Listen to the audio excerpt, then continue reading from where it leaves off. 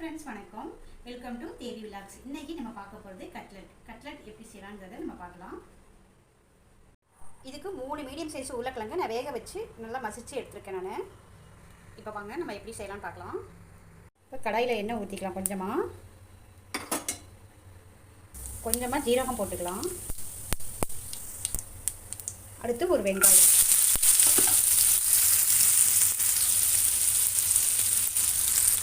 இது நல்லா வதக்கிக்கலாம்.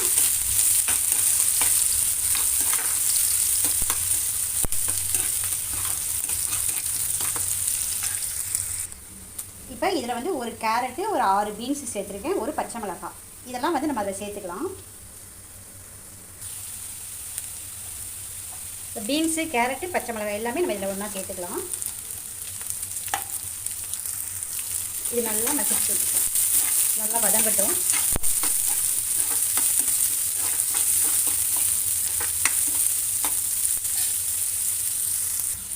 இது கூட கொஞ்சமாக இஞ்சி பூண்டு விழுது போட்டுக்கிறேன்.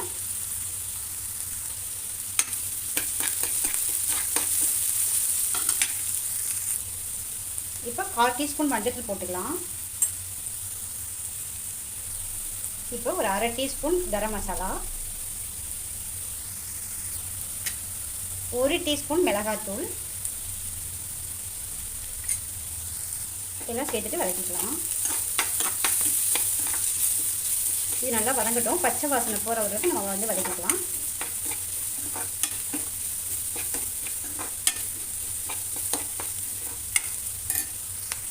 காய்க்கு கொஞ்சமாக உப்பு சேர்த்துக்கலாம். ஏன்னா நான் உருளைக்கிழங்குக்கு ஏற்கனவே உப்பு போட்டு தான் வேக வச்சுருக்கேன். அதனால் இந்த காய்க்கு மட்டும் கொஞ்சமாக நான் சேர்த்துருக்கேன்.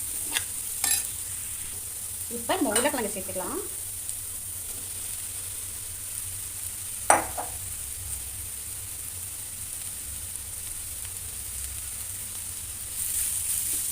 சேர்த்து நல்லா மிக்ஸ் பண்ணிக்கணும்.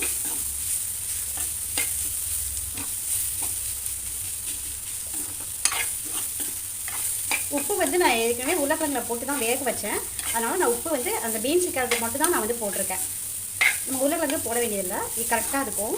நான் கொஞ்சமாக தான் சேர்த்துருக்கேன்.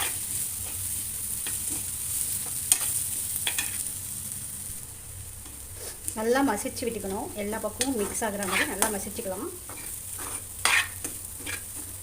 கொஞ்சமாக பெருங்காயத்தூள் சேர்த்துக்கோங்க. பெருங்காயத்தூள் சேர்க்கும் போது உங்களுக்கு நான் காமிக்கலை, சேர்த்துக்கோங்க. இது நல்லா மிக்ஸ் ஆயிடுச்சு. இப்போ வந்து நம்ம மல்லித்தலை சேர்த்துக்கலாம். அடுப்பு ஆஃப் பண்ணிக்கலாம்.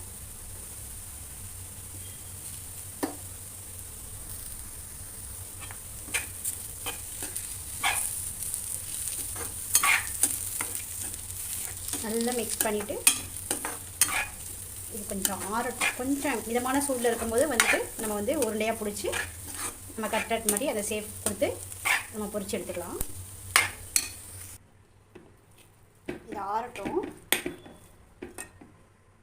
இப்போ நம்ம ஒரு தக்காளி சேர்த்து சாஸ் பண்ணிக்கலாம். அதுக்கு இது கூட கொஞ்சமாக சர்க்கரை சேர்த்துக்கலாம். தக்காளி சாஸ் இதுக்கு நல்லாயிருக்கும் கட்லெட்டுக்கு. இப்போ இதை மிக்ஸி ஜாரில் அரைச்சிக்கலாம். இது இப்போ நல்லா வந்து இந்த மாதிரி நல்லா ஃபைனாக வந்து நைஸாக அரைச்சாச்சு. இப்போ வந்து இது ஒரு பவுலில் மாற்றிட்டு கொதிக்க வச்சுருவோம்.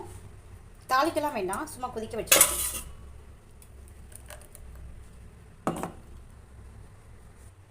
அடுப்பை ஆன் பண்ணிக்கலாம்.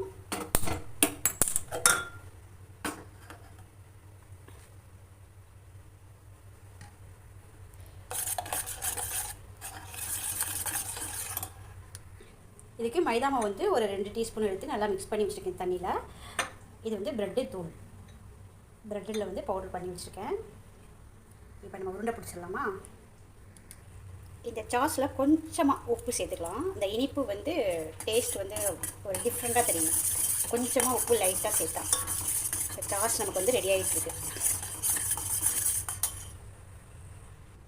இப்போ நம்ம உருண்டை பிடிச்சிடலாம்.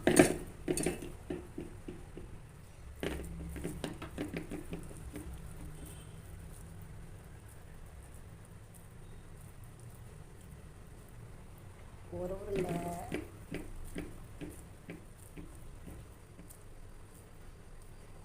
2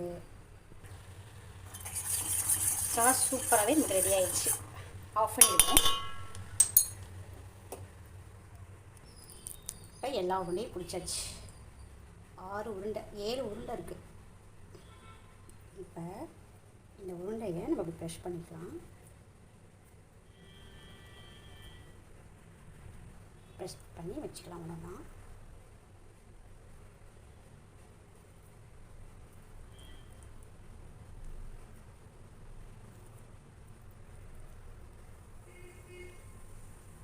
இப்போ எல்லா கட்லட்டும் இது மாதிரி நம்ம வந்து ப்ரெஷ் பண்ணி வச்சாச்சு.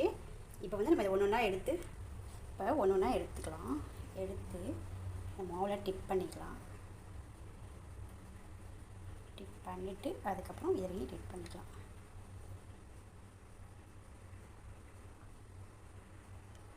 டிப் பண்ணிவிட்டு இப்போ நான் தோசைக்கல்ல எண்ணெய் வச்சுருக்கேன். அதே மாதிரி எல்லாத்தையும் நம்ம டிப் பண்ணிக்கலாம்.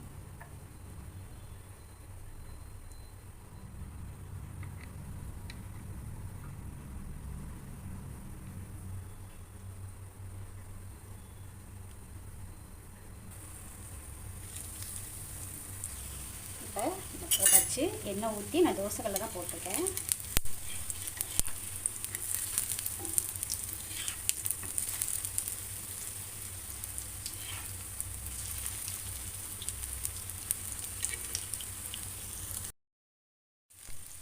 இப்போ எல்லாமே நம்ம திருப்பி போட்டிருக்கோம். சூப்பராகவே வெந்து இருக்கு நமக்கு. இப்போ நம்ம இதை எடுத்துடலாம்.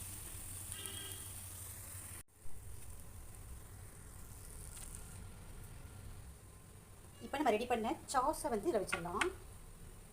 சூப்பரான காம்பினேஷன் ரெடி ஆயிடுச்சு. நமக்கு சூப்பராகவே கட்லெட் வந்து நமக்கு ரெடி ஆயிடுச்சு. இந்த வீடியோ உங்களுக்கு பிடிச்சிருக்குன்னு நினைக்கிறேன். லைக் பண்ணுங்கள், கமெண்ட் பண்ணுங்கள், சப்ஸ்கிரைப் பண்ணுங்கள். Okay, thank you.